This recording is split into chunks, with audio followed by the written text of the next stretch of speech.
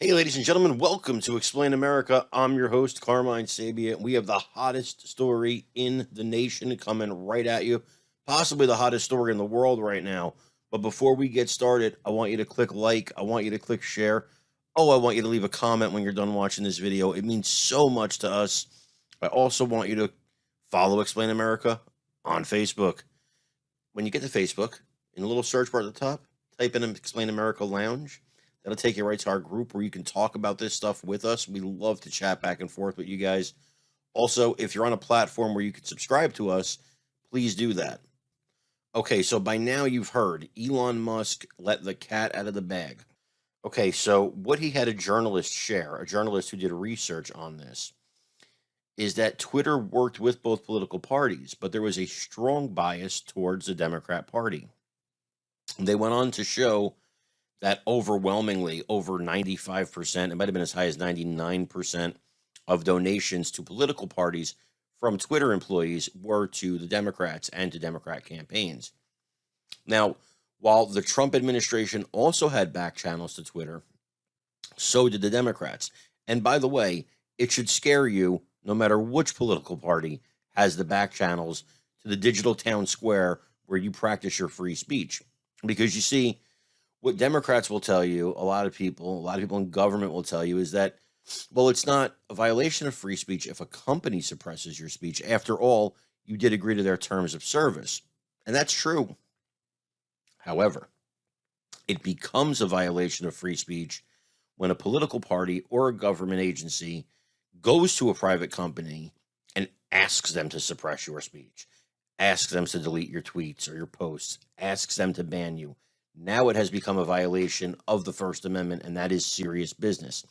It's so serious that actor James Woods, one of the people who was targeted by the Democrat Party, who was, I guess, snitched on by the Democrat Party to the higher ups at Twitter, he said he is filing a lawsuit against the Democrat National Committee.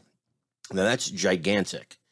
That's gigantic. It could be earth-shaking for free speech in this country. It is a super important lawsuit if he goes through with it, and I believe he will, because the courts need to say, in no uncertain terms, that it is absolutely illegal for the government to go to Twitter or Facebook or Instagram or WhatsApp or TikTok or whatever thing they come out with next week and say, no, take these posts down. We don't want them saying that. That is a total violation of the First Amendment. It is a crime.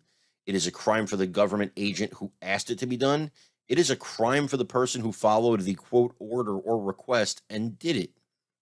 The government cannot get involved with your speech.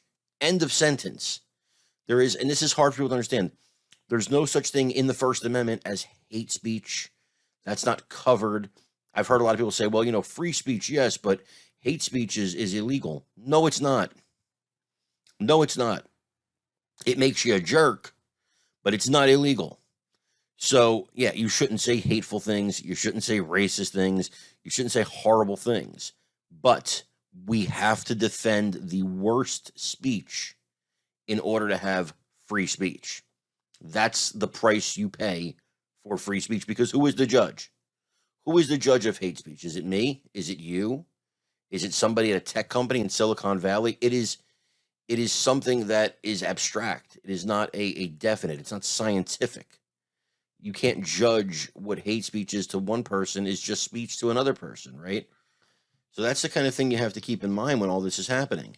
So Wood says he is going to sue the DNC, and I, for one, want to see it. I think it's going to be a mega lawsuit. Even Elon Musk himself said he believes that what happened here was a violation of the First Amendment, and he's the owner of Twitter. And most of this was done without the former CEO, Jack Dorsey, as the documents show. Most of this was done without his knowledge or consent, because he's been a proponent of free speech. And so it was surprising to see that he would go along with it.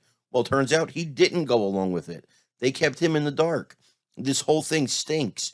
And if the media does its job, they will expose this. They will out this. They will cover the trials. They will cover the inevitable investigations that are going to happen.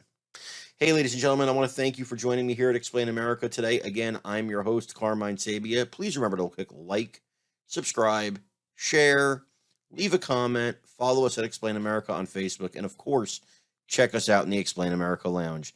It's so important that you do all that. We love you. God bless you. Take care, everybody.